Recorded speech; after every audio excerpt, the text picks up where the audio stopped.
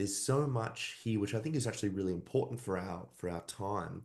Um, from Jung's work, regarding symbolism and archetypes and I suppose, coming back to the idea of the Nazis in the 1930s and so on, of ideas possessing human beings that really all speak to the constraints and the limitations that we have as human beings, and actually That's a our great comment. inability to control our destiny and our sort of our lack of ultimate freedom, which I actually think is really important because so many of the younger generations, obviously myself being a part of that in this day and age, have grown up in this world where the goal is to be happy and to live your life and to do whatever you want, and life is kind of like Netflix where we get all of these choices, and we really struggle with that because we aren't aware of the limitations that we have as human beings. So that's perhaps one reason why I think Jung is so important in this day and age.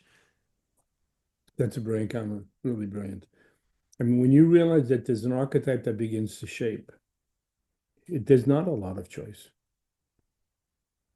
And we live with the illusions that we're in control. One of the central motifs throughout mythology is we don't need the gods no more. We're better than the gods. Mm. From Agamemnon to Arachne and all, I mean, there are many stories.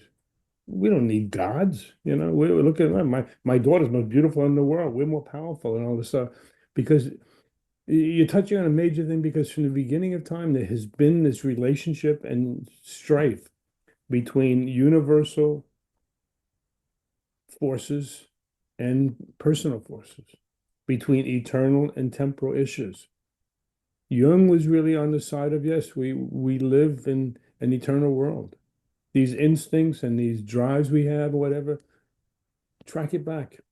They've been with us from the beginning of time. You see, one of the reasons I think people are afraid of that is because they say, well, aren't my ideas more important? No, they're your ideas.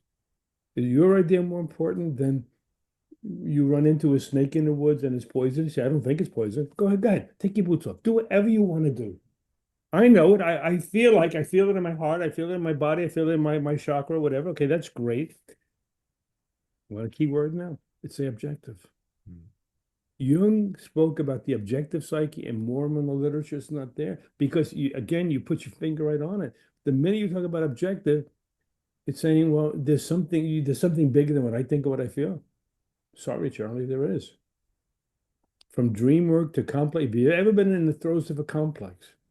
And one of my mentors, Dr. Jung Kaufman, who's Israeli, he was a physicist before he became a Jungian analyst. He gave a great definition. A complex is a quantum of energy organized around a theme. Brilliant. I mean, he was a physicist, that's why he spoke like that. And then had to talk about light as packets of energy, right?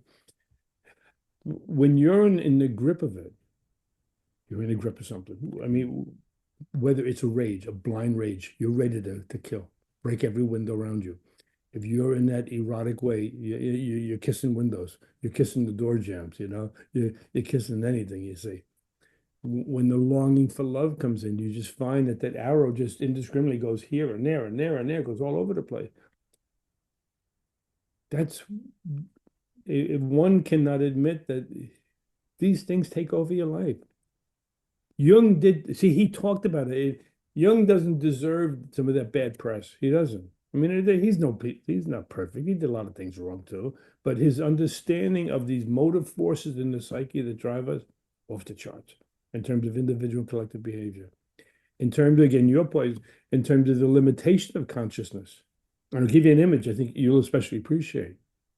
It's been said any given moment, say like a circle, image here, just a circle. There's 100 bits of information to be processed in that circle. You know what the mind, we talked about this once, I think, right? What does the mind generally take in? 7.4% of that field. So if you got 100% of the field available around that, it's taking in of that pizza pie, you couldn't feed a bird with that 7.4%. That's it doesn't mean what we're capable of, but what we generally use. We're capable of of processing much more than that 100% feel.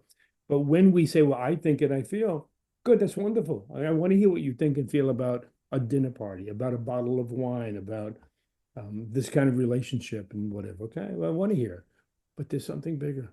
Mm. That's the assaultive nature that people feel when you mention archetypes. Oh, you're assaulting my dignity. You're telling me I don't know? You don't. Maybe somewhere deep down inside of you, the self does know. Yeah, the self knows that is this a person to marry or not, or is this another repetition of abandonment? Is this another time you're going to be saying, but I thought we had great love. What happened? Why are we doing this? What happened now? But we're estranged. That's the thing. We're estranged from the self, from the core, and we are taken over by these complexes. And complexes, like I say, they are as strong as a magnetic field and force to take us over. This is why I've been talking about field theory for 40 years. Like the fields in the outer world, a magnetic, electromagnetic, gravitational, whatever. And yeah, to human nature and to our